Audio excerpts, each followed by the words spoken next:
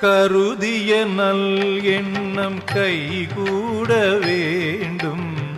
கரிமுகனே அன்னை அருள்மகனே, நான் கருதிய நல் எண்ணம் கைகூட வேண்டும்.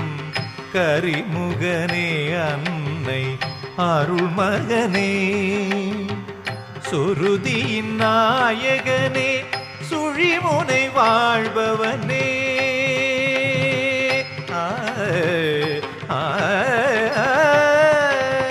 சுருதியின் நாயகனே சுழிமுனை வாழ்பவனே, சுத்த சத்வ குணனே சக்தி விநாயகனே, கருதிய நல் எண்ணம் கைகூட வேண்டும்.